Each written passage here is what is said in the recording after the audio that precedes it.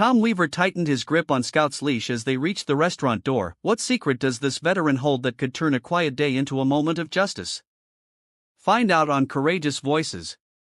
He gave a quick glance at the young delivery guy, struggling to balance a stack of pizza boxes. Hold the door, son, Tom asked, stepping forward and catching the glass door just in time. The young man shot him a grateful nod as he hurried through inside. Tom found a corner booth. Scout slid under the table without a sound, resting his chin on Tom's boot. A few minutes later, a shadow loomed over the table. Sir, we don't allow dogs inside, the manager said, folding his arms. Tom looked up, keeping his voice even. He's not just a dog, he's my service partner. The manager shook his head. Rules are rules. I'm going to have to ask you both to leave. Tom stood his back straight. Scout rose in sync, leash taut. As they reached the door, the chatter in the room quieted, eyes turning toward the man and his dog. Across the street, a group of Marines was already gathering, dress blues sharp in the afternoon light, and they were walking straight toward the restaurant. Tom Weaver adjusted his grip on Scout's leash as they approached the entrance of Fisherman's Catch, the small-town seafood restaurant he'd been meaning to visit for weeks. At 68, Tom carried himself with the quiet steadiness of a man who'd seen his share of storms, both on ships and in life. His silver hair peaked from under a ball cap faded by years of sun, and his dark navy jacket sat square on his shoulders, its cuffs slightly frayed. Beside him, Scout's yellow Labrador moved with calm precision, his vest clearly marked service dog. As Tom reached for the door, a young delivery guy came hustling up the sidewalk, arms straining under a tall stack of pizza boxes. Without missing a beat, Tom leaned forward and caught the glass door before it could swing closed. Hold the door, son, Tom said, his voice low but firm. The delivery guy's surprise flashed a quick nod of thanks as he slipped inside, the aroma of seafood and garlic wafting out into the crisp autumn air. Tom gave Scout's head a light pat and followed them in. Inside, the restaurant buzzed with a soft clatter of silverware, murmured conversations, and the occasional laugh from a corner booth. Tom glanced around, noting a few older couples, a family with two small kids coloring on paper placemats, and a lone man at the bar watching the muted television screen. He chose a small booth in the corner near the window away from the crowd. Scout moved smoothly under the table, turning once before lowering himself onto the floor, his chin resting across Tom's boot. Tom gave the waitress a polite nod as she set down a glass of water and a menu. He scanned the specials without much interest. He'd come more for the change of scene than the food. Across the table, Scout lifted his head slightly, as if sensing Tom's restlessness. Minutes later, the rhythm of the room shifted. A shadow stretched across the table, and Tom glanced up to see a man in a crisp white shirt and black apron, a manager's badge clipped to his chest. The man folded his arms, his expression already set. Sir, we don't allow dogs inside, the manager said, his voice flat, but just loud enough for nearby tables to catch it. Tom leaned back slightly, fingers resting on the rim of his glass. He's not just a dog, he's my service partner. The manager shook his head. Rules are rules. I'm going to have to ask you both to leave. For a moment, Tom said nothing. He glanced under the table where Scout's soft brown eyes watched him. With a measured breath, Tom pushed back from the booth and rose his back straight. Despite the stiffness in his leg, Scout moved with him, leash-taut posture, alert. As they turned toward the door, the low hum of the restaurant softened, conversations faltered. A child peeked over the edge of a booth, wide-eyed. A teenage boy near the window lifted his phone, angling it toward Tom and Scout as they walked out. Outside, the wind stirred the leaves at the curb. Tom stepped onto the sidewalk, one hand in his pocket, the other wrapped around Scout's leash.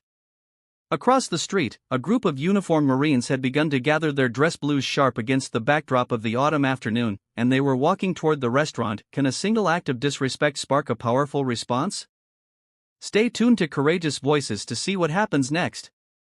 Tom crossed the street slowly, his stiff leg reminding him of every mile it had carried him. Scout walked neatly at his side, the yellow Labrador's eyes constantly flicking up to check on his handler. They reached a wooden bench by the park, its surface cool from the autumn breeze, and Tom settled down with a quiet sigh. Scout sat patiently at his feet, tail wrapped close, alert but calm. From his jacket pocket, Tom pulled out a sandwich wrapped in wax paper, tuna on whole wheat. He split it neatly in half, setting one piece down for Scout. The dog waited, eyes locked on Tom until the quiet command came. Only then did Scout lower his head, eating with measured, careful bites. Tom took a slow bite of his own, chewing without much thought, his eyes drifting across the street toward the restaurant. The bustle of Fisherman's Catch continued as if nothing had happened. Through the window, Tom could see the hostess laughing at something a coworker said. Diners leaned into their meals, the murmur of conversation blending with the occasional clink of silverware. No one gave a second glance to the old man on the bench across the street, no one except a teenager at the window, phone pressed to the glass still filming. Tom shook his head, slipping a hand into his pocket. His fingers brushed against a small worn photograph encased in clear plastic. He pulled it out, holding it between thumb and forefinger. The image showed a younger Tom,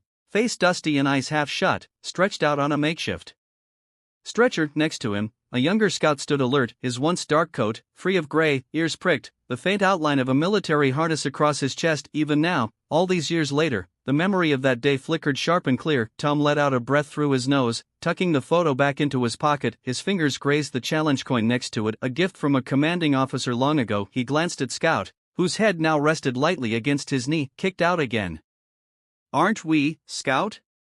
Tom murmured, voice low enough that only the dog could hear. Scout's tail thumped once, a soft reminder that some things at least hadn't changed. A woman hurried by on the sidewalk, tugging her young daughter along. The girl turned her head wide-eyed, but her mother hissed a warning, "Don't talk to strangers, don't go near strange dogs." Tom looked down at his hands, rough from years of work, and felt the familiar twinge. It wasn't anger, it was something quieter, resignation. He checked his watch. Time for Scout's medication soon. His fingers brushed the small pill bottle in his pocket. Scout had taken a hit the same day Tom's leg was damaged. They'd recovered together, one step at a time. A city bus rumbled past its side, plastered with a patriotic ad, "Honor our veterans, they fought for your freedom." Tom huffed softly. Sometimes the world honored veterans with parades, sometimes it honored them by pretending they weren't there. Across the street, the fisherman's catch door swung open again. Tom's eyes sharpened. A small cluster of men and women in marine dress blues had just stepped out of parked SUVs, their polished shoes tapping across the sidewalk, eyes set straight ahead, walking with purpose toward the restaurant. Tom straightened slightly on the bench,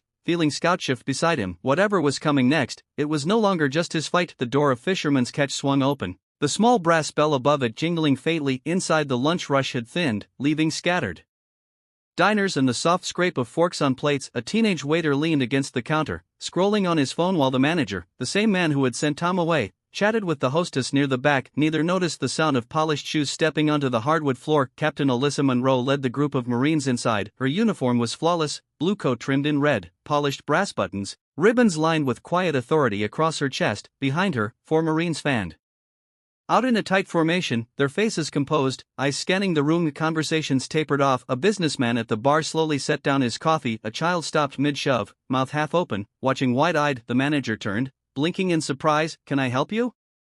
Captain Monroe stepped forward, reaching into her coat and producing a military ID. "Captain Alyssa Monroe, Bravo Unit, 1st Marine Special Operations Battalion. I'm looking for Tom Weaver and his service dog." "Scout." The manager's mouth opened, then closed again. His eyes darted to the hostess, then to the remaining diners as whispers rippled through the room. "They left a little while ago." There was some confusion. I'm sure there was," Captain Monroe said evenly. She tucked the ID back into her coat, then lifted a framed photo from under her arm. In it, Tom and Scout stood together, younger, dressed in desert gear, dust caked across their boots. The caption at the bottom read, "Brothers in Arms." She set the frame on the counter with a quiet firmness that made the manager flinch. "Tom Weaver saved 4 men in my unit during an ambush outside Romani," she said, her voice carrying just enough to reach the edges of the room. "His dog, Scout, has more confirmed saves than most combat medics. Scout holds honorary rank in our unit, and together they've earned commendations that some soldiers only dream of." The teenager by the window lowered his phone, cheeks reddening. The woman who had whispered about no dogs in restaurants earlier now stared hard into her water glass. A server froze halfway to a table still holding a tray of drinks. "You didn't just turn away a customer today," Captain Monroe continued. "You turned away an American hero." She let the words sit heavy in the silence.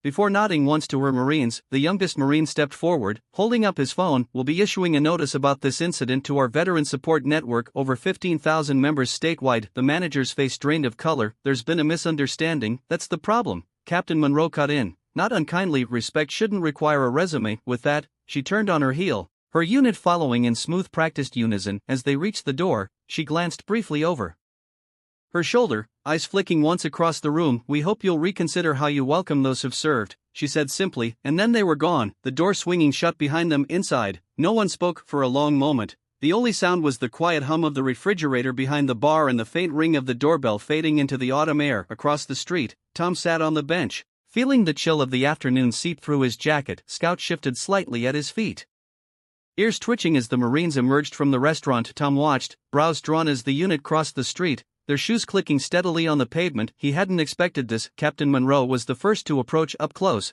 Tom could see the fine lines around her eyes, the small scar near her temple, and the quiet steadiness in her posture that said she'd seen her own share of hard days. "Mr. Weaver," she greeted, stopping just a few feet away. "Permission to sit?" Tom gave a small nod.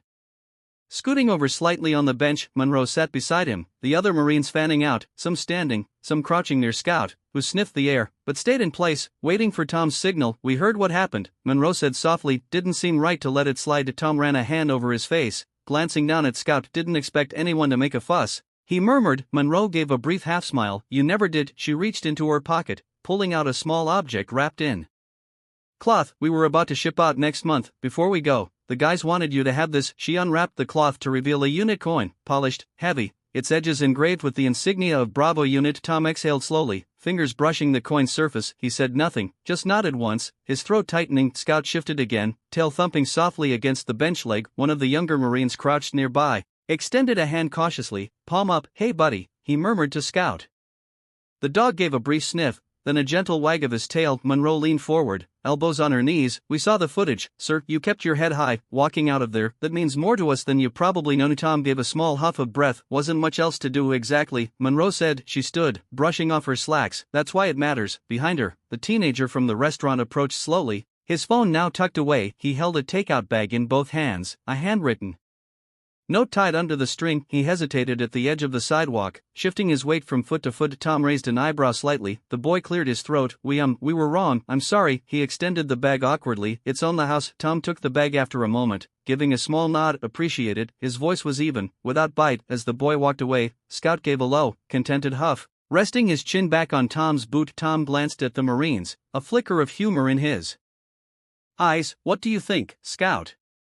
Should we give them another shot?"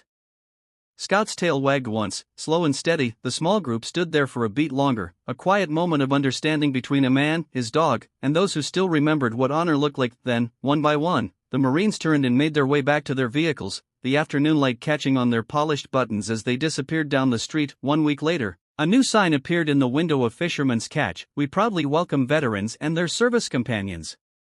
Below it hung a framed photo, black and white, showing military working dogs across generations, from World War II messengers to the modern K-9 teams of Iraq and Afghanistan. Word spread through town quickly, and by Friday evening, a small crowd gathered outside the restaurant. Tom stood near the edge of the sidewalk, Scout sitting calmly at his side, head slightly tilted. He hadn't planned to come, but Captain Monroe had called and urged him to be there as the local Veterans Association leader stepped up with a microphone. Tom felt the weight of Scout's steady presence against his leg, the familiar grounding pressure that had carried him through darker days. The ceremony was brief but meaningful. Scout was presented with an honorary medal, a small medallion that read "Four-Legged Warrior Above and Beyond." Children from the nearby elementary school handed Tom handmade cards, crayon-drawn pictures of dogs and camouflage flags and shaky but heartfelt thank you messages. A small boy, maybe 7 or 8, approached carefully, his mom waiting a few feet behind, clutching a card in both hands. The boy stopped in front of Tom, glancing nervously from him to Scout. "Does he understand when people say thank you?" the boy asked, voice small but earnest. Tom bent slowly, one knee stiff,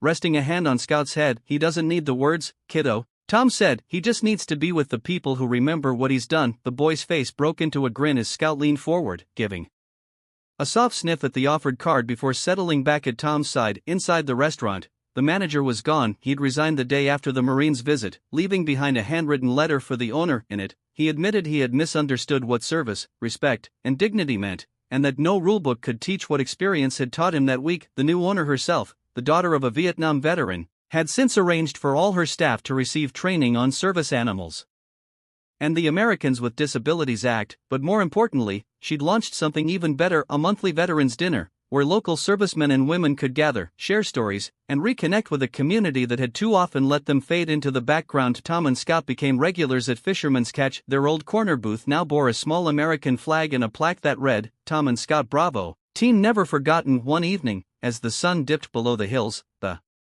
teenage waiter from the incident approached Tom's table, hands stuffed awkwardly in his pockets. "I deleted the video," the boy said, eyes flicking up and then away, "and my brother just enlisted. I guess I wanted to say thanks for everything." Tom studied the boy for a moment, then extended his hand across the table. "Be that someone for him," Tom said quietly. As the boy walked away, Scout shifted, pressing lightly against Tom's leg as a car backfired outside. Tom took a slow breath, fingers brushing Scout's head. Around the restaurant, people had paused not to stare, but simply to let the moment pass in respect. Outside, the autumn wind stirred the flag over the doorway, the restaurant's new sign catching the last rays of evening light. Inside, Tom sat back in his booth, Scout at his feet, the quiet hum of voices around them A reminder that sometimes a small town can learn and remember what it means to stand beside its heroes. Over the following months, the impact of that afternoon rippled through the small town in ways no one had quite expected. What had started as a quiet act of recognition outside Fisherman's Catch soon grew into a larger movement. The monthly veterans' dinners became a highlight on the community calendar. People of all ages showed up,